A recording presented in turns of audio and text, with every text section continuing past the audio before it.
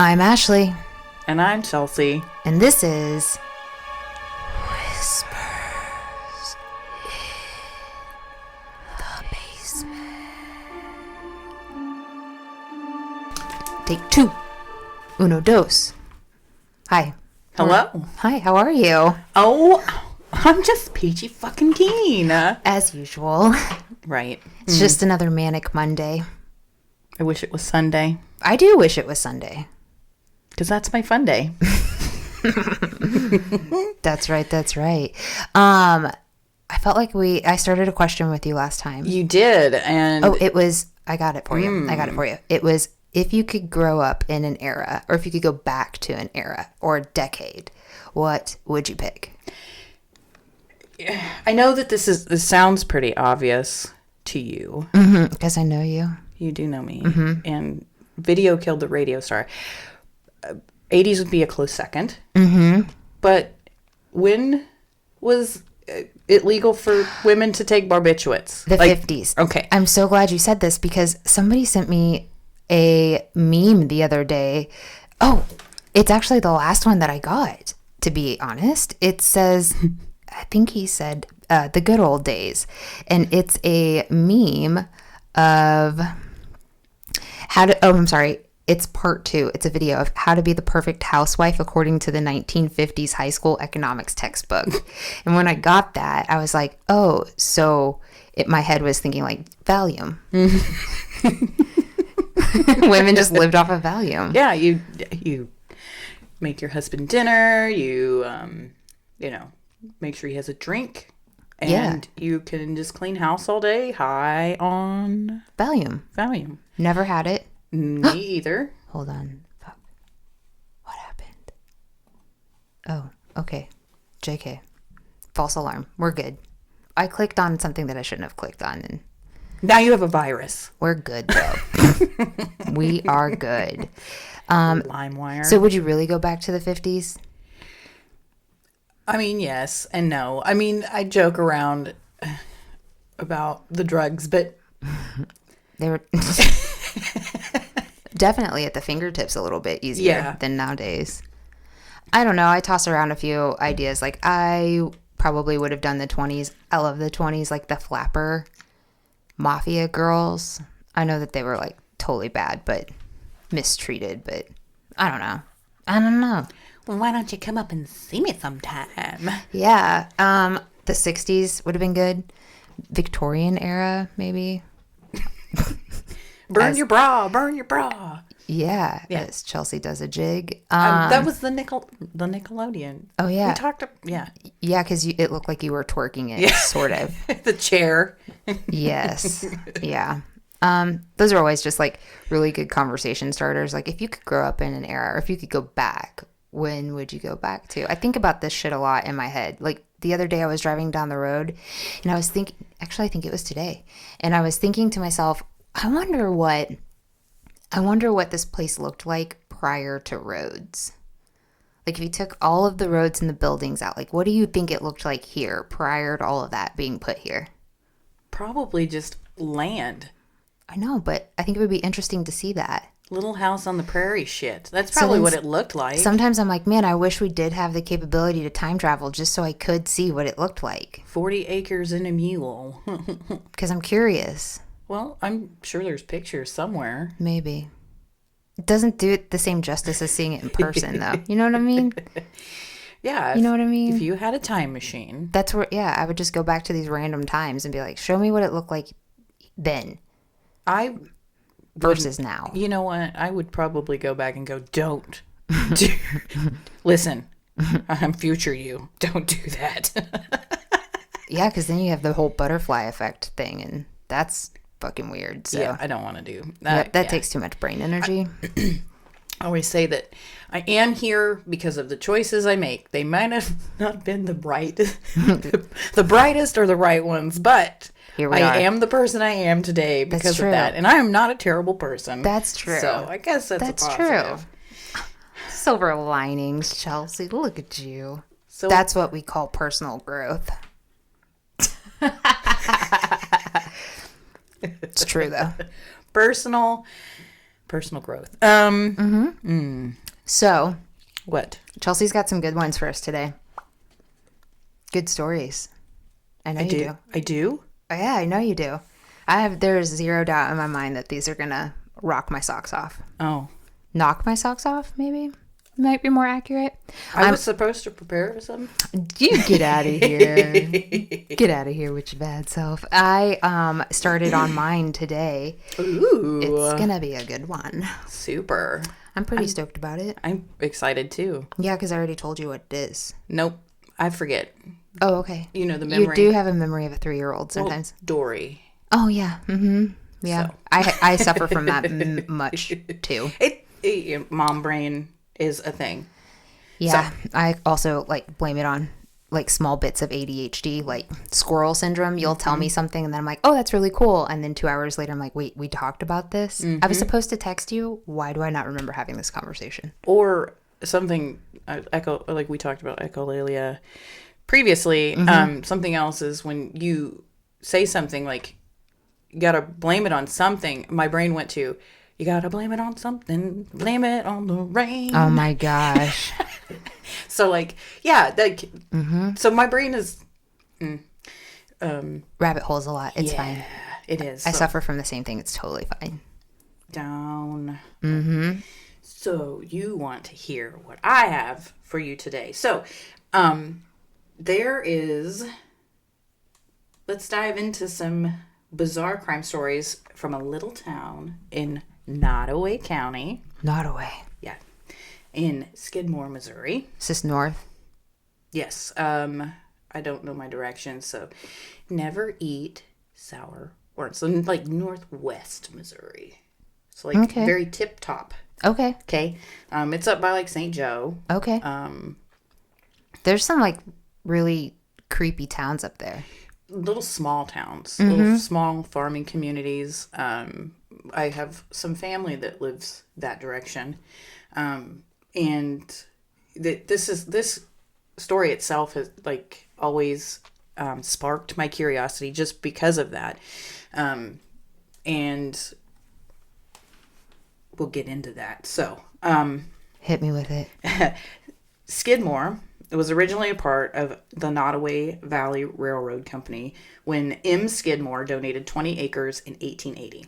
It's kind of like a little railroad town, like this town. But much like older railroad towns, it no longer is in operation. Okay. So, a few hundred residents, mostly farming these days. A quiet and quaint little town. This makes me think of Villisca.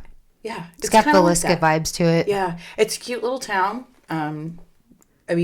Built around the railroad. Yep, built around the railroad. Beautiful brick buildings and that kind of thing, Basically, it just happened to be marked with a quote-unquote curse due to the nature of some of its crimes over the years. I do love myself a good curse. And I was reading an article, and I believe it was the Medium, to be fair. And some say that even your GPS stops working when you get into this town. That would creep me out. Yeah, so I don't know. I don't know if that's true or not. I haven't driven through there for a while. We had to take for some reason we ended up there. I remember this in 93 because I had a wedding I had to go to, but we ended up driving through there for some reason. But, I'm going to see how far it is from here, but keep talking. Okie doke. So the first one I have for you is, and there's several, unfortunately. Oh, it's a 3-hour drive. Yeah, it's a heck of a drive. It's up by Maryville. Yeah, it is. Yeah. So okay. It ties into this story. That ties into this story. So the very first one, I kind of went in chronological order. So this is... Look at you being all organized and stuff. I guess. Dr. Perry Talbot. Words are hard. Dr. Talbot was a notable figure and physician, newspaper editor, and former legislator. Oh, okay.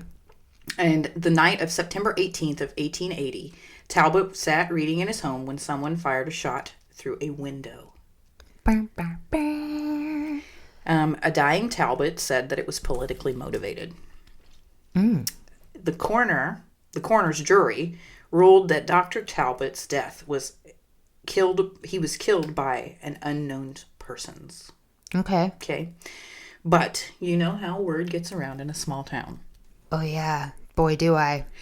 The gossip train just keeps a gossiping. Right. And there's, as of 2020, there was about 245 people in this town. So that's how small this town is. It's a tiny little town. Okay. Okay.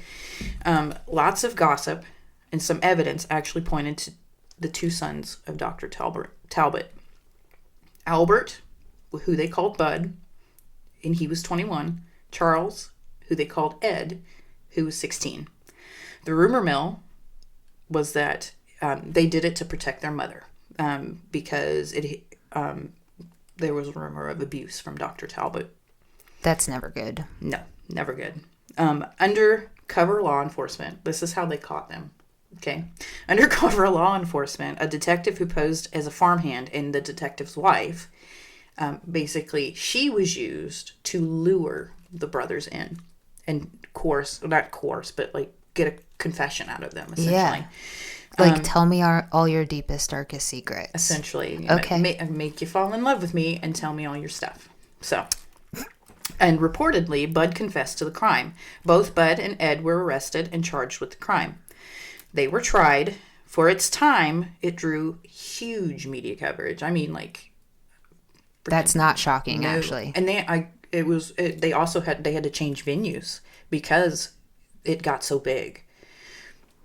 Mm-hmm. I was going to say, I'm surprised I haven't found like a newspaper article like that in this house. But you said 1880 and this house wasn't built then, so I'm not, yeah. Yeah. There are like, side note, when we redo things in the house, sometimes I'll find weird, like I think I told you this before. I found a newspaper article on the Lindbergh baby. Yes. Yes, you did tell me about that. I think that was in the last one that we talked about. But anyways, yes. Yes. So surprised, you just find weird shit in old houses all the time. Oh yeah, but that's so cool. It really is cool. It kind of creeps me out, but at the same time, I get really nerdy about it. I'm like, that you make me want to punch holes in your walls. What's in here? This was in my house. Treasure. It kind of is though. So they were arrested. They were tried. Obviously, huge media coverage. In July of 1881, the Talbot brothers were sentenced to death. Okay. And these were the first people in Nottoway County to be legally executed. Wait, what? Okay, so the murder happened in 1880, and they were tried in 1881 July of 1881. Okay, so a fast trial. It was like quick. They were like, we are not fucking Do not around. pass go and collect $200. Yep. Okay. But it gets a little fishy here because after the conviction, weeks later, like just a few weeks later, I guess I should say weeks before they were executed, let's put it that way, Ed confessed, stating that he shot his father to save his mother from a brutal beating. And Bud, his older brother, corroborated his brother's story and admitted to helping cover up the crime. Okay. A couple weeks later, Ed then flip-flopped back and said, no, I didn't, no. And the culprit was really a family acquaintance named Henry Wyatt. Which, obviously, what happens when you flip-flop like that? You lose your credibility. Yes, absolutely, 110%. So, when the governor was asked to intervene, he was like, no dice. Sorry. He flip-flopped. Like, too bad, so sad. Basically. And then on the morning of July 22nd, 1881, both Bud and Ed were hanged in Maryville. And they claimed their innocence to the very end. Gosh, so that was like public hanging executions. Oh, yeah. Do you ever drive past a place and go, I know, what happened. People, they executed people like that. And I'm very scared on what you're getting ready to ask me. Well, think about that, though. Like, they had very public hangings back then. That's how they executed people. Yes. Do you ever just drive past a place and go, do you think that that's where they did it? Or like over there? Or like, you know what I mean? Like, do you ever think about that when you drive past? Never? No. I mean, just me then, I guess. Okay. I do think about things that are like kind of on a similar path, like driving down the road, I'll be like, is there a dead body in that ditch? Or as I'm walking past people's houses, I'll be like, I wonder if did they kidnap somebody and there's like somebody being held hostage in that basement? So it's thoughts like that. Right. Similar. Yeah, very similar. Or morbid, fucked up thoughts in your head. But like, yeah. Or if you're walking on a trail and you're like, you see a plastic bag, you're like, don't go down and investigate because you never know what you're going to find. Absolutely. But then you're like, curiosity killed the cat. Like, I really have to go down and look. Yeah. Yeah. No. All right. You ready for the next one? Yeah. Okay, cool. So. Oh, this is a big one. This She's really clearing her throat for this one. Yeah, this one is the one. Like, this is the one that put Skidmore. You get it. I know. You think of that all the time, but this is the one that puts Skidmore on the map. Because I think of like the metal band Skid Row. Yeah. Okay, sorry. It's the most famous of them all. There was a book written by Harry N. McLean, and it's called In Broad Daylight. I own that book, actually. You should read it. It's upstairs. It's funny that you say that because I think I found it at Barnes and Noble by accident because I was like I was looking for true crime stuff to read about, and I saw that one took place in Missouri, and I was like, what? Because I think there's a movie too. There is, and Brian Dennehy played the main dude, and it was based on that book and based on this story. So this is like legitimately the story of end all be all vigilante justice. Legit. Like, I'm looking up who Brian Dennehy is, but also listening at the same time. Keep going. Okie dokie. So, this case is the most notable, obviously, and put Skidmore on the map. I said that earlier. 100 years after... Okay, I know what he was in now. 100 years after the Dr. Talbot murder was Ken Rex McElroy. 100 years later. 100 years later. Mm-hmm. Almost. Oh, interesting. Yep. McElroy was known as the town bully. He was just an all-out dick. What a beep. Yeah, he was a see you next Tuesday? Yeah, he was fun to be around. So his crimes, you ready for this? Yeah. Ranged from theft, arson, assault, and child molestation. Oh, wow. Oh, yeah. He just didn't leave anything on the table, did he? No, and the best part is he was rumored to have several wives. And one of those guys, huh? Yeah. One was said to be as young as 12 years old. Yep, there's no words for that one. Yep, gross. So, he had over a dozen children too, from all of these women. Ew. Okay, and he was indicted and had been indicted 21 times, but miraculously and somehow, are you kidding me? He always escaped. I bet he had conviction. I bet he had people on the inside. You think so? Yeah. You or it was force.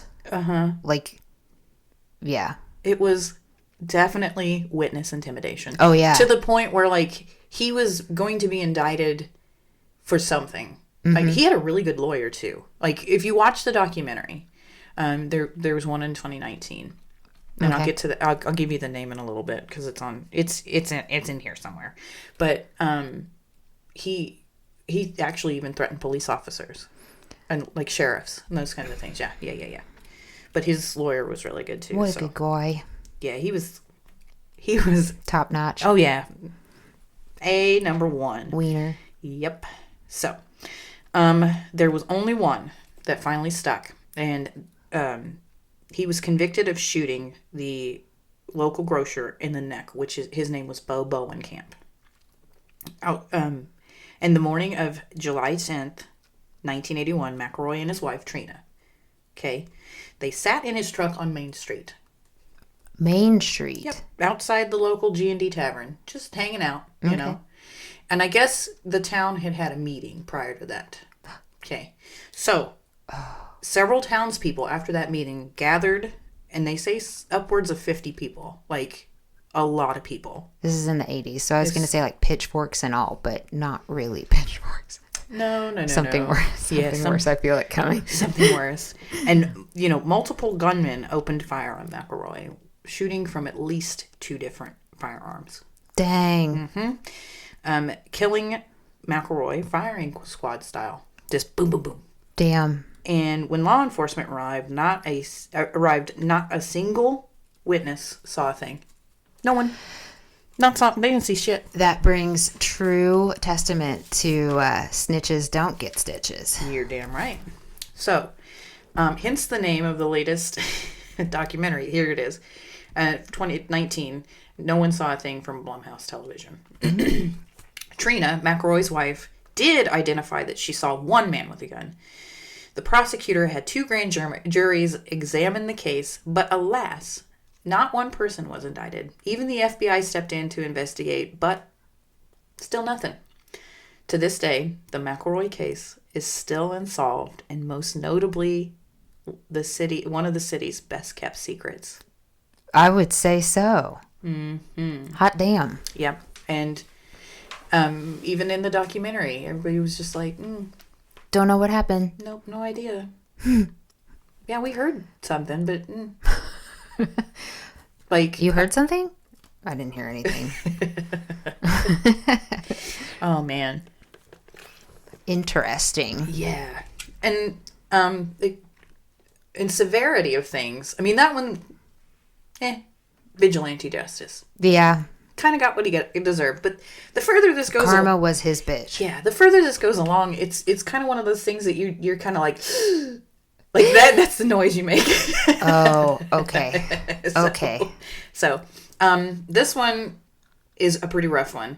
It's a heart-wrenching DV case. In October of 2000, Wendy Gellenwater was murdered by her then-boyfriend, Greg Dragoo. Dragoo was said to drag Gellenwater behind a vehicle across rural roads and stomp her repeatedly. Mm-hmm. Gellenwater's neighbors later found her body outside her home.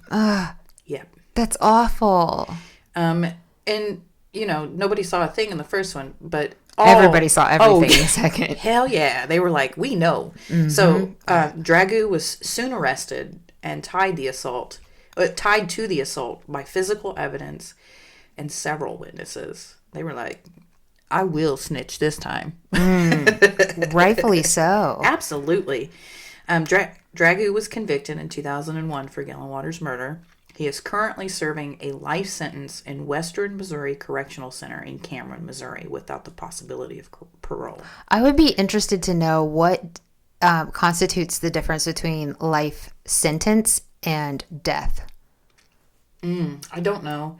I'm guessing that's just like a conversation that's held between like DA and probably defense attorney, like what's put on the table. Probably. I have no clue. I mean, I hope that I'm never sentenced in anything. I don't ever want to go to prison.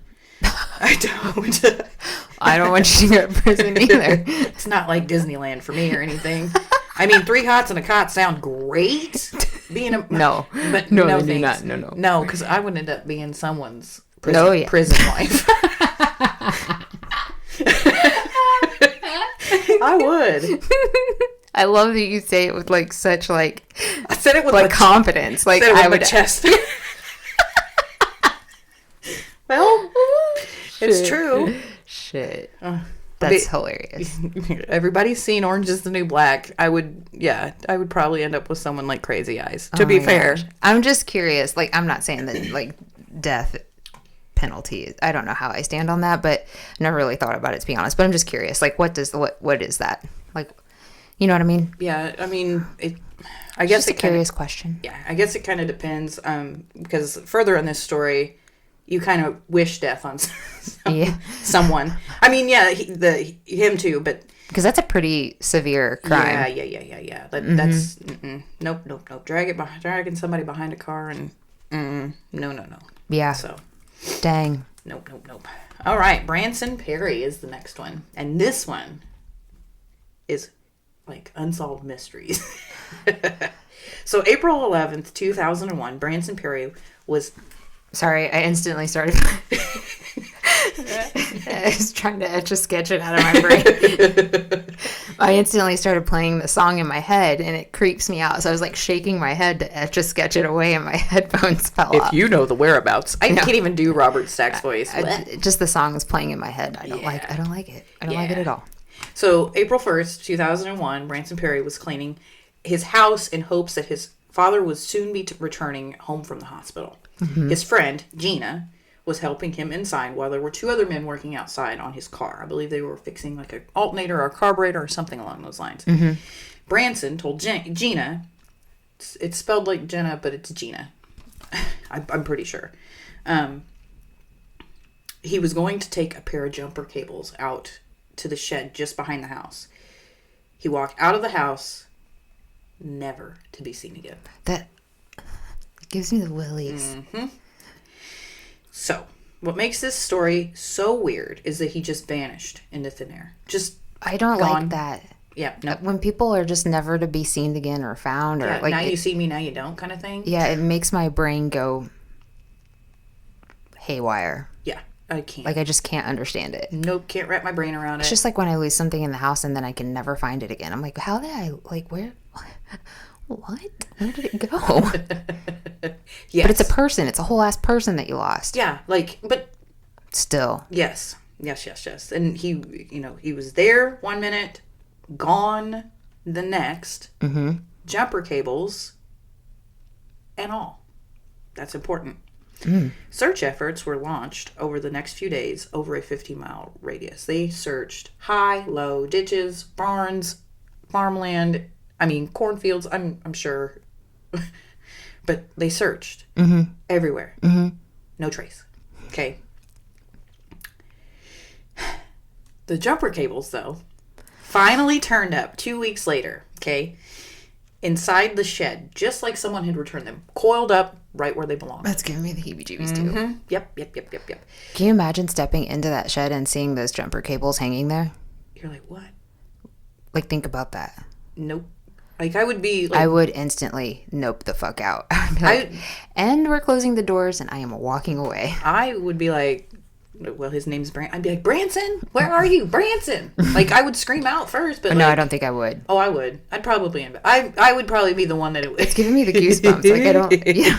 I would be the one that investigated. I would probably end up dead in a scary movie, because I would be the one that investigated. Well... I would. I know this about you. Yeah. Yes. Unless it's someone in a costume or a clown, like something of the sort like that. Nope. I would nope out then. Like someone coming at me in a goofy costume, I'd be like, fuck off. Nope. Not a bozo fan. Nope. Okay, nope. Got nope, it. Nope. Nope. Nah. Nope. Chlorophobia is strong in this one. Rumor mill was that Branson was taken by someone he knew related to local drug circles. Some accounts said that he was briefly involved with minor drugs and owed a debt. The case went cold. Okay. Until 2003. Oh. Okay. A dude by the name of Jack Wayne Rogers. Oh, it's a 3. It's a 3. Well, you know why they do that, right? No. They do that because I'm sure there's like fucking 70,000 people out there that their name's Jack Rogers.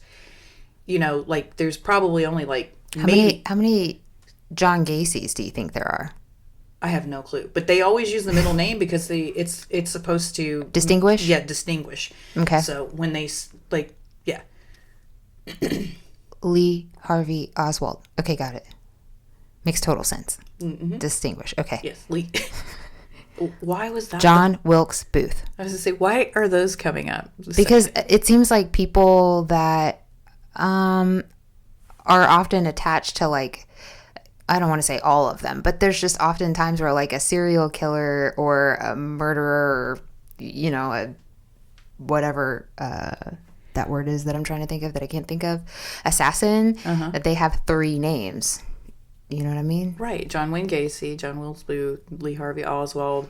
What was the dude that killed John Lennon? that was reading The Catcher in the Rye. What was his name? He went by 3 names. You would ask me that, and I don't remember now. I don't either. But there are 2 that I can think of that are very prominent serial killers. Ted Bundy did not go by his no middle name, and Jeffrey Dahmer. Neither. No, they're in a special category of their own. Yeah. Mm-hmm. Yeah. Did you know that they used, even after in prison, they used Ted Bundy to catch people? Oh, yeah, that's not shocking. Okay, I didn't. At all. Because those guys, they test off the charts when it comes to IQ level. Oh, yeah, he was... All of them typically do. Brilliant. And he knew people's next steps. Mm-hmm. So did, oh my gosh, he was the co-ed killer. What was his name? I can picture him. Mm-hmm. Big, tall dude. With glasses and a mustache, right? Yep. He was also very smart, and he helped the FBI in the development of the serial killer profiles. Yep. Oh, shoot. Anyways, you're going to have to Google that. I will. Back to it. So, Jack Wayne Rogers, a minister from another Missouri town, was arrested. Edmund Kempker. Yes. He's a two-namer. Yes. Anyways, keep going. So, he was arrested for unrelated charges. Would you like me to tell you what those charges were? I'm here for it. Okay. I'm dialed in. Buckle in. Okay. An illegal gender reassignment surgery that was basically botched. Not on himself, on someone else. Wait, did you say he was a minister?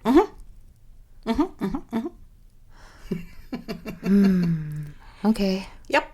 Okay. And they found child fill in the blank on his computer. So we're just gonna leave that there because that word in itself just gives me the heebie-jeebies. Yeah. So they also found that he messaged on several violent internet forums.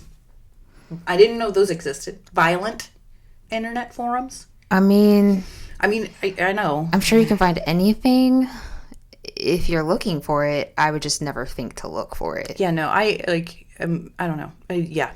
My brain doesn't go down that rabbit hole. Me either. Nope. But Rogers posted some pretty horrendous shit. Like stories and stuff about kidnapping and torturing men, including a blonde hitchhiker. Okay. And do you know what you don't know any? Okay, so Branson was a cute little blonde kid. Okay. Cute little blonde kid. Hitchhiker, though. Torturing a blonde hitchhiker. Okay. That post stated that the body was buried in the Ozarks. Obviously, there was no validity behind it. So, Rogers basically stated... Circumstantial. Yep. And he stated that, all of that stuff I posted on the intranets, for everyone to see, was just fantasy. I was literally just going to ask you if these were more like fantasy posts or whatever. Yeah. It doesn't make it any better, but still. But police found a necklace at a place that had a turtle claw on it that matched one that Branson wore. Oh. So. Man. Yep. However, Rogers denied all claims knowing Branson. He was sentenced to 30 years in 2004 for the other charges listed above. So, there's no conviction. So that one's still also unsolved. Oh yeah, but hold on. In 2022, Nottoway Sheriff, he came out and stated that he had identified a prime suspect but lacked evidence to make an arrest. The name of the suspect was never released. And obviously, the case is still unsolved. There are things too, if you search further, 2024, but it was nothing that was substantial. So everything has been lacking evidence everywhere. That's still a little creepy to think about, though. Yeah, she just vanished into thin air. Yeah, and that somebody could be walking around that the police thought, that possibly things might line up and that's a suspect, but we just don't have solid evidence to. Right. That's creepy. Right. And I mean, the other dude, Jack Wayne, he was sentenced to 30 years, and that was in 2004. So we're getting real close. Yeah, we are. So interesting. And the last one, which is the worst one, in my opinion. I mean, all of these suck.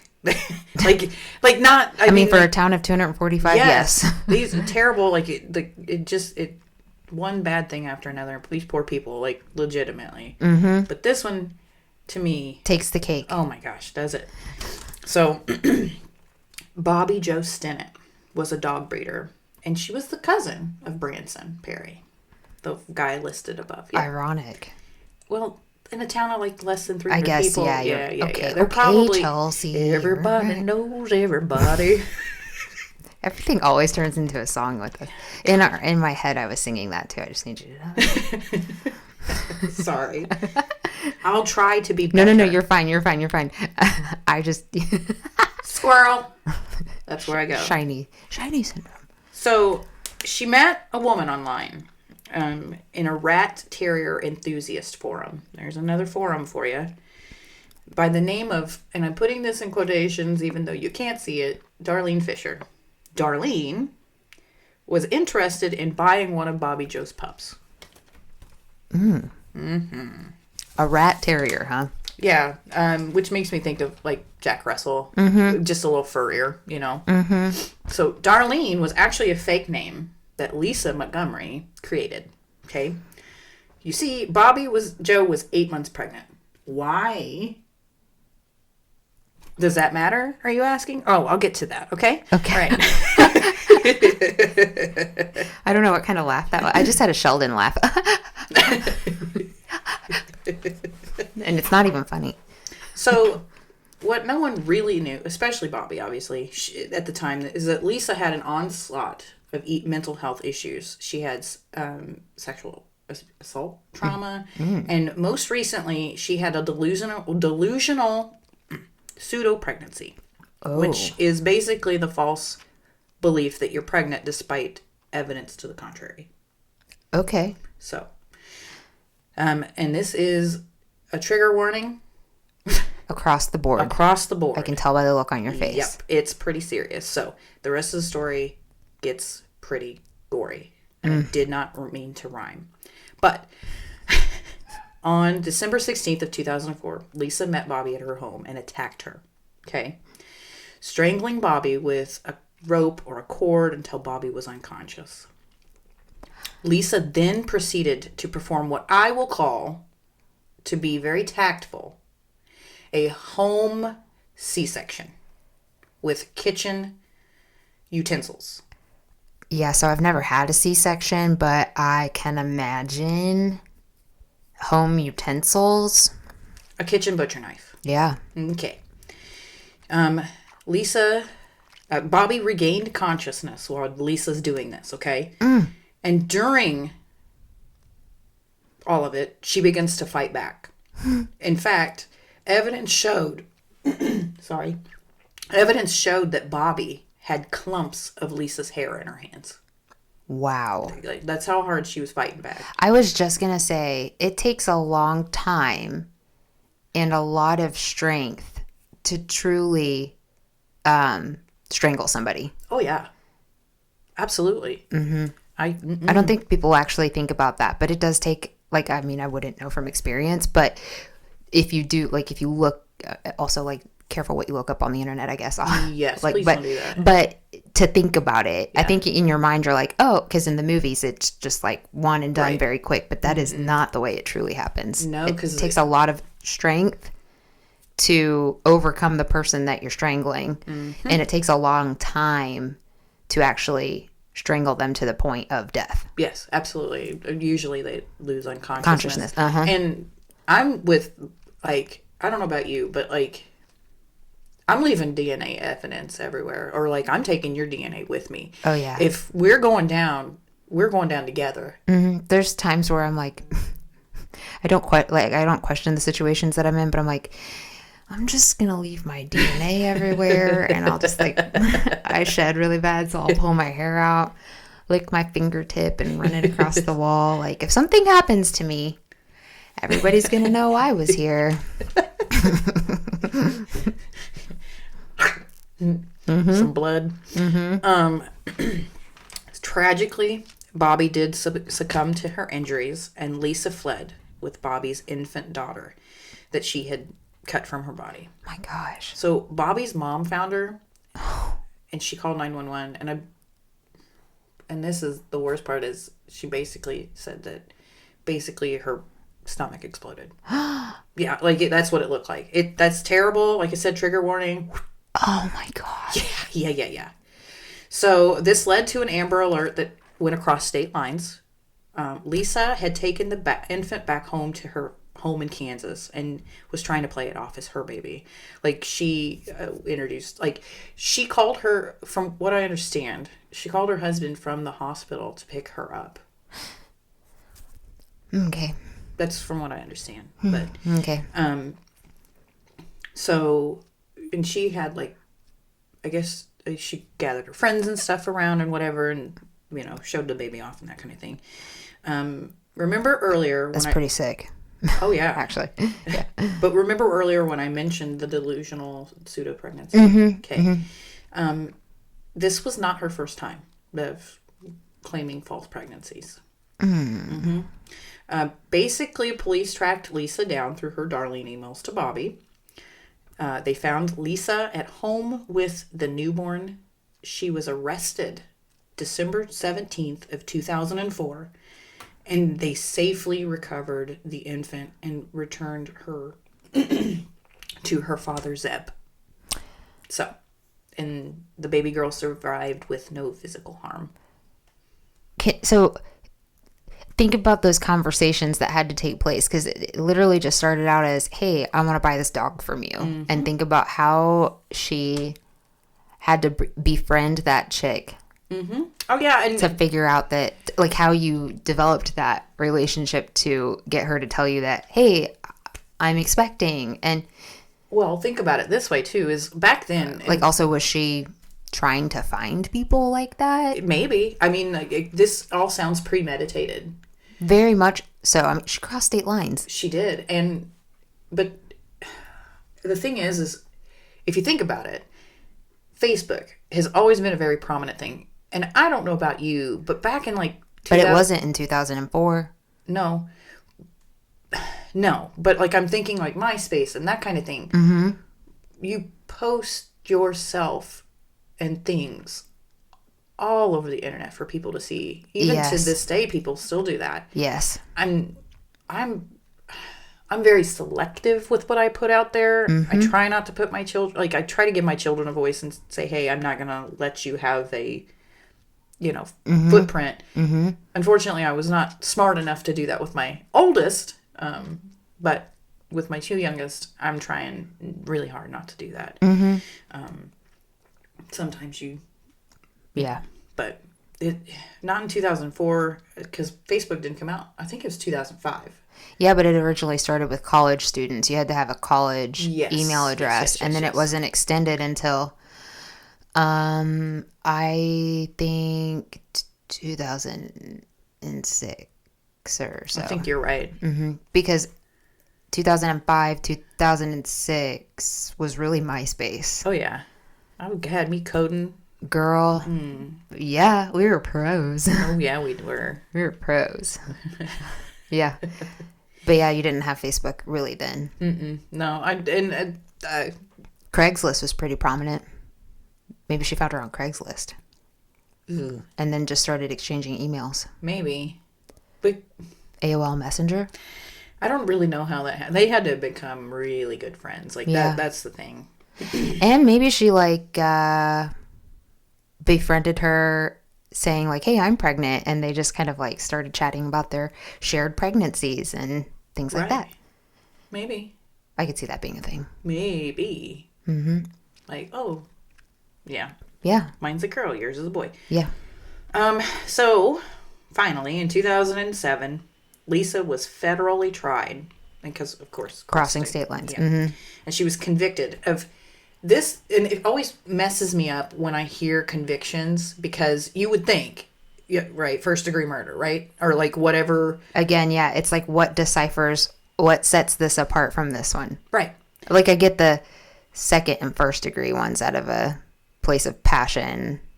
Or maybe that's first and manslaughter. No, whatever. There's a difference between the two. Right. Yes. Crimes of passion, yeah. Versus premeditated.